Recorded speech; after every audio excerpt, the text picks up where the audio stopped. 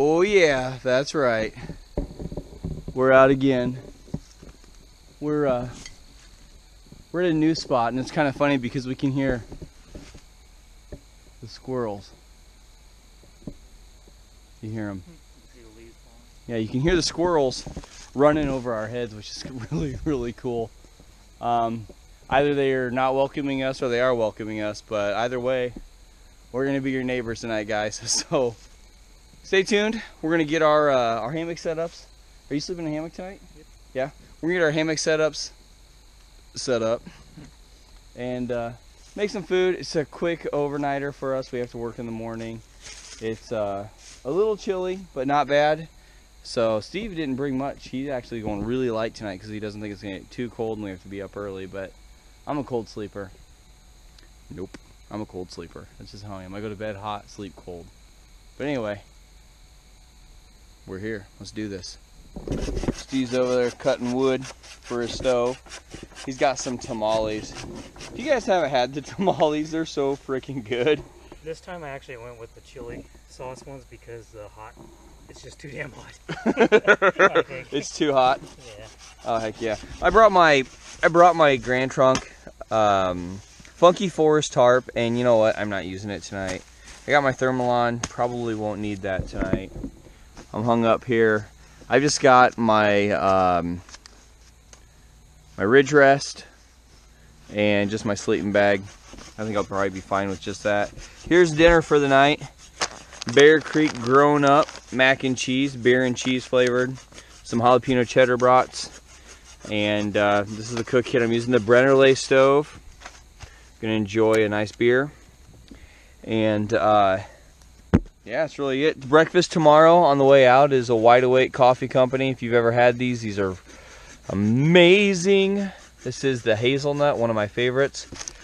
A new flavor, Belvita, for me. I usually eat the blueberry, and you usually don't see me munch on those, but when you wake up in the morning and you just gotta go, these, for me, these are filling. These will keep you for at least an hour or two if you wake up like I do hungry. So that's pretty much it. Gonna get started. I'm really excited to use the Brennerle stove. I have not used this stove with wood yet, so I'm pretty pumped about that. I've only used it for alcohol, and since I figured I'm using that stove, which is from Germany by Tobias Willem, I'm going to use my Helicon Tex mess kit that I got from my buddy Mark over at Scouting Free. I had this case made for this kit, if you remember, from P&W Bushcraft. I absolutely, there you go, there's their tag, absolutely love this stuff. There's a custom made kit, or a kit sack here. I love it.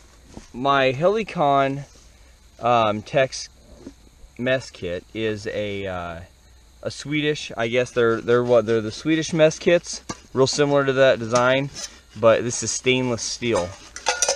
And I could just bring this pot, but you know what? I'm a sucker for always keeping my kits together. So if it comes like this, this is how it gets packed out. Sometimes I'll pack it if I'm just gonna go out for an outing and just fill this up, but I love to keep the kits together. It's just a me thing. Alrighty, I'm gonna get some wood. I'm using the, I started putting it together. I'm using the Ekasaw. This thing is pretty awesome. It's got 3 blades, one for metal, one for meat, one for wood. I don't know if I'm ever gonna really use the saw for meat, but I was gonna ask you which one you brought tonight. yeah. But with one eye open. You might wake up without a leg. It's looking pretty tasty. So anyway, yeah, I'm gonna get some wood cut with this. This is pretty sweet saw.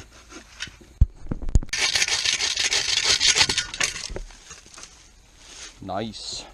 This whole tree is dead.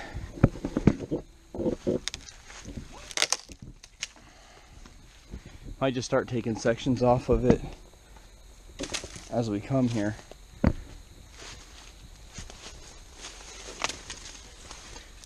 Now, Steve and I, we learned a long time ago.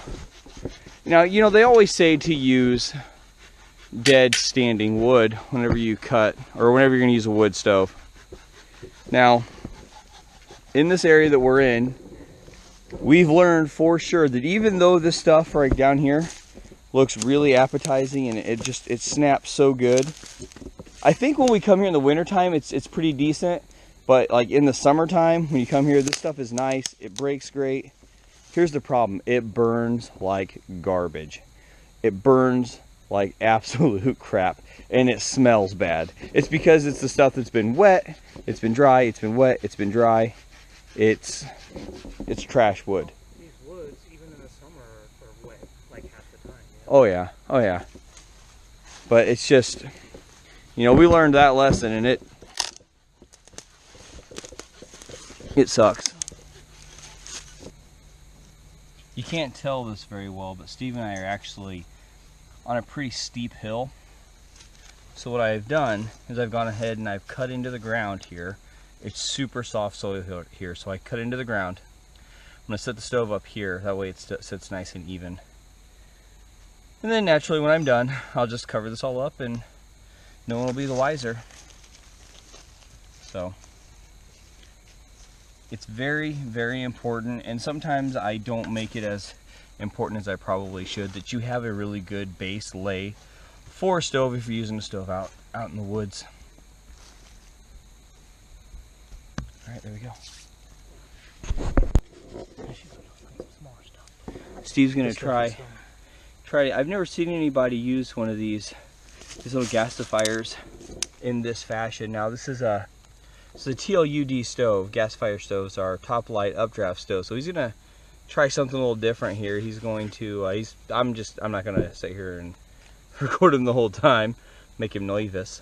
But no, anyway, he's doing something unique I've never seen done. So it's kind of cool.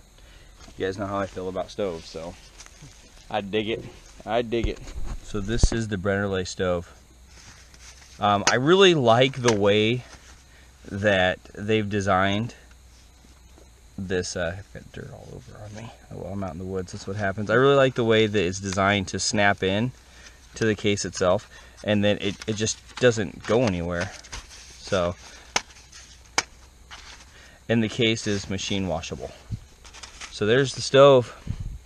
I'll go over specs when I talk about the stove on Stove Talk, but look at that. Look how little this is. Now Steve has the same stove, so he knows what it's all about. But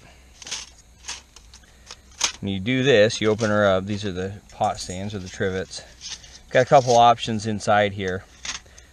This is for solid fuel plate, or this is the solid fuel burn plate, and this is the Trangia Evernew alcohol burn plate. Burner sits right down inside of there. I'm gonna be using either one of those tonight. I'm gonna put them in my my case. But here's the stove. Really, really simple. See, it's got some hinges on it. You just push that down. Here comes an airplane. Welcome to being back over on this side of town.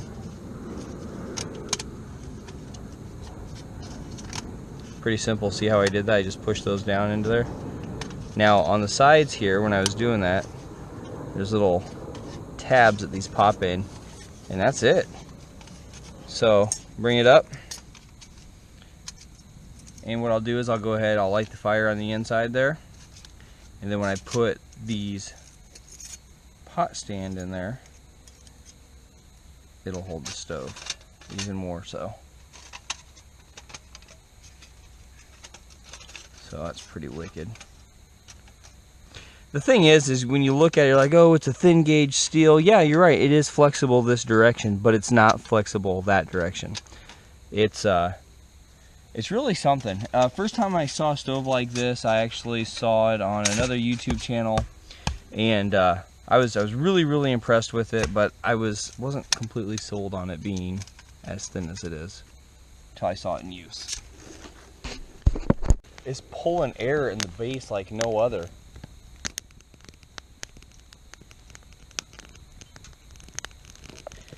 The holes that surround the stove are really, really doing their job.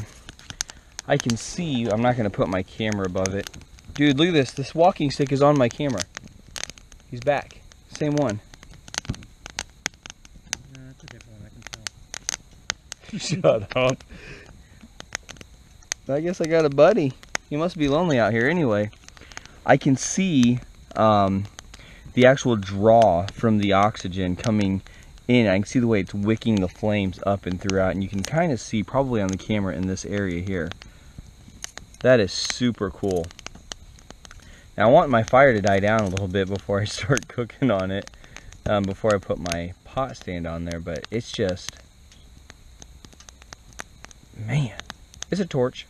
It's definitely a torch.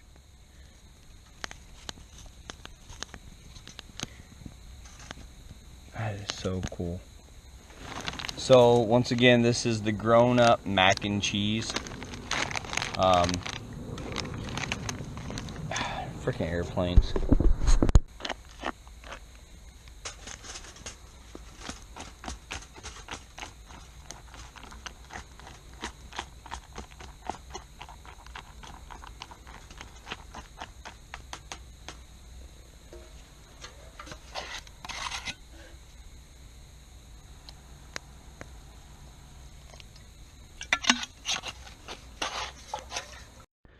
So the funny thing is when I very first started fooling around with the stove, I was concerned about feeding it. It's like, oh boy, how am I going to feed this? I can feed right into these little side ports. You know, I mean, yeah, they're for airflow, and they're also for another stove option, you know, but I can feed into the side ports. I can actually fit and drop wood right down inside of there. So there's plenty of room without having to remove the pot. So that's pretty good. Honestly, when it comes to a lot of stoves like this, that's one thing that you actually have to worry about, is how are you going to feed your stove? And a lot of people don't think about that when they get there. So it's like, how am I going to feed it?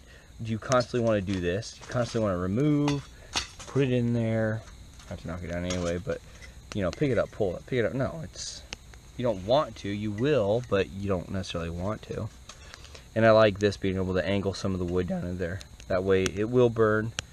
Like I said, the fire will carry up the log or the branch, whatever you have in there. So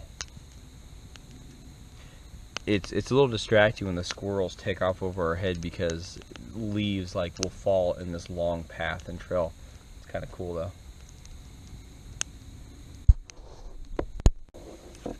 There's my bro again. He's, no matter where I go, man, he's just been with me tonight. So it's kind of cool. Me and Sticky over here, we're just hanging, sitting on the tarp, and watching the food cook over here, looking literally into the nothingness of the woods and just listening to them's pretty awesome. Sitting next to the hammock and enjoying it.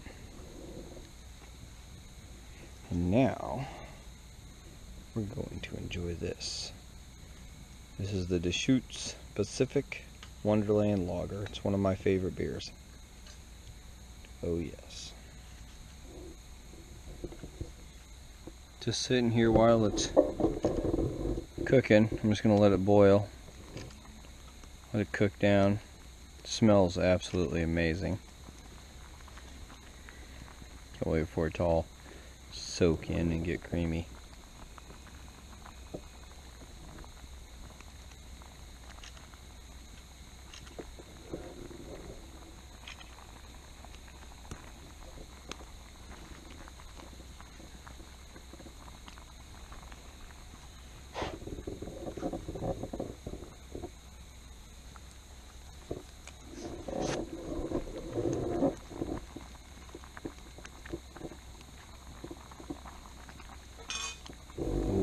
It's thickening up now. It's nice and cool out. I just want to warm these brats up. Now, normally, put a burner on there, but the brats are going to fall through there, so I'm going to try this. If this sits in the stove, it sits down to about in this area here, and the brats are too long, so I'm just going to pop it on top just like that. Got my brats like so. Doesn't work too bad at all. Get 3 of them up there.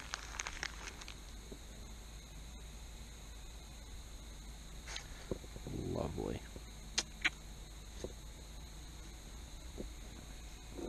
So while my food's getting done, just to let you guys, he's still hanging with me. I thought I almost crushed him. I crossed my legs and forgot about it, and I looked down and he was just hanging out over here on the side of my boot. So yeah, he's pretty cool. He doesn't eat much. Tried to give him some of this. He didn't want any of it.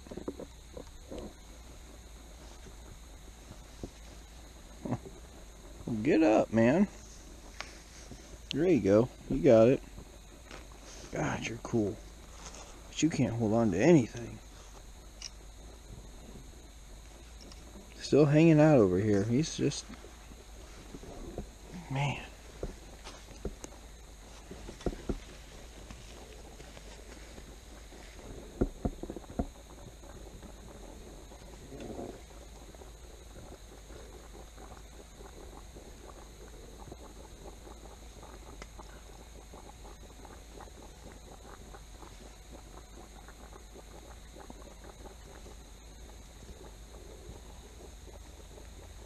Yeah, I probably don't want you climbing in my mouth, dude. Oop. There you go. You like some pant leg, though. It's... Alright, broths are done. Frickin' stink bug. And still, I got this dude. He's just been climbing all over. He's not leaving me, though. He won't.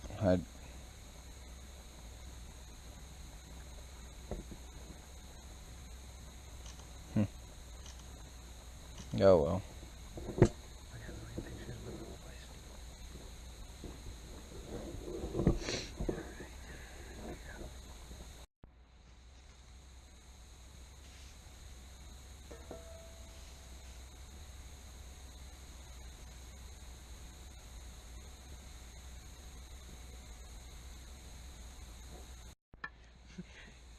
Okay, so what were you telling me? Oh.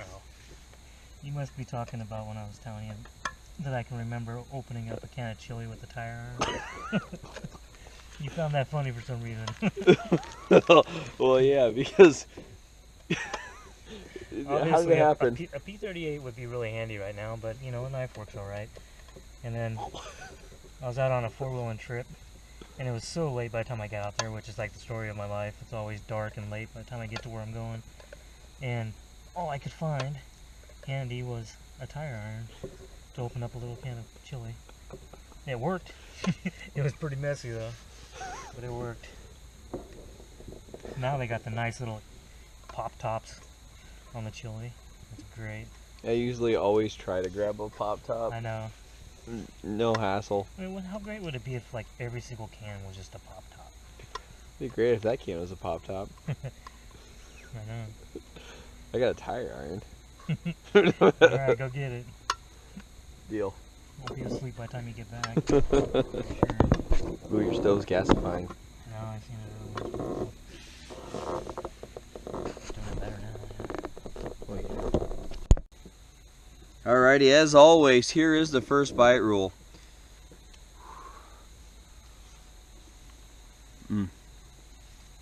Oh yeah. Now the beer cheese from Bear Creek tastes like beer cheese, so it's amazing. I'm gonna enjoy this. I'm gonna drink my beer now.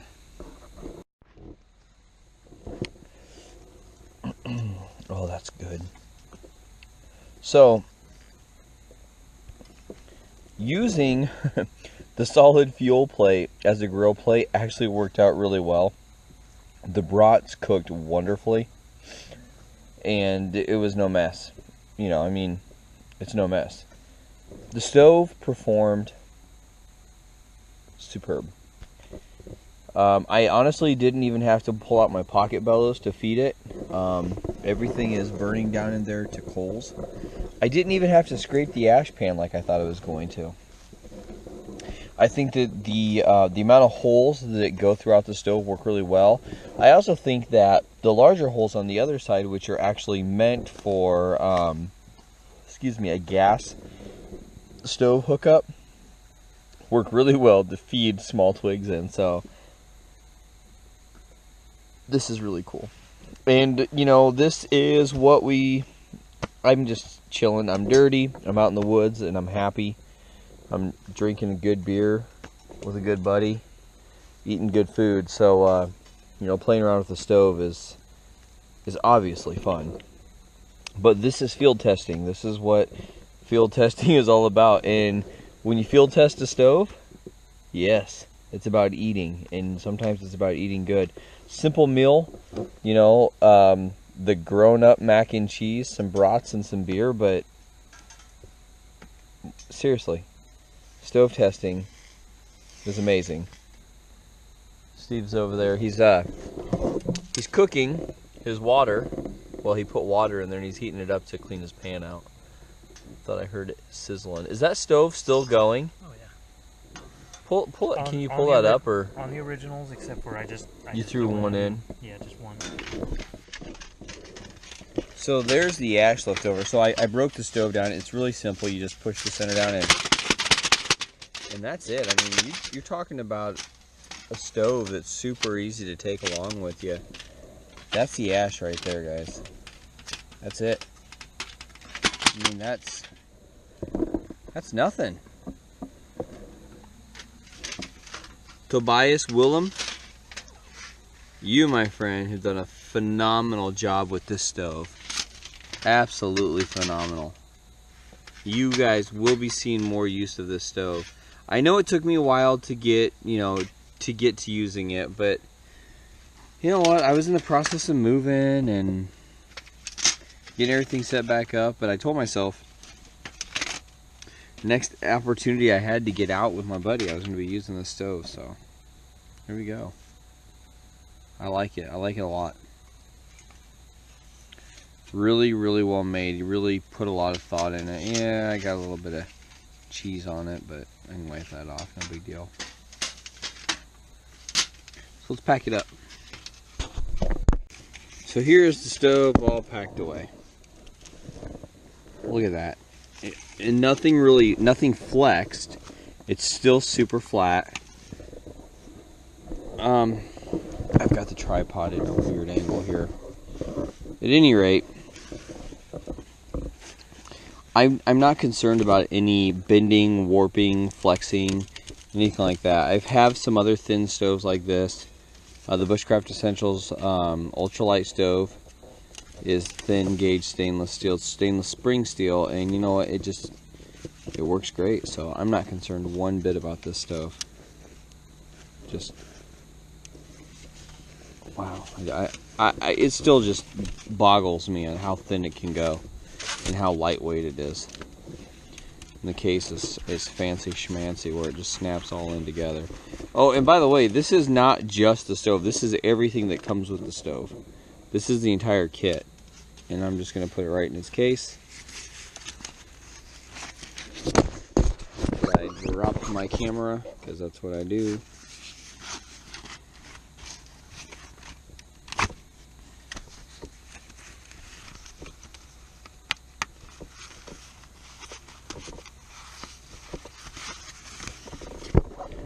That's it.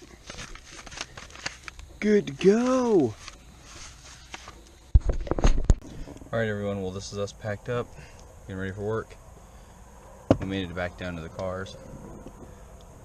I'm gonna get cleaned up, ready for work. I brought all my stuff to get clean. And enjoy my coffee now. It's nice and ice cold. I left it out. It's got a nice little frost over it, so that's really good. But yeah, so thanks for coming along with us. I slept good. Could have slept longer, but that's the nature of the beast. So we'll see you guys in the next one, and thanks for coming along. Bye.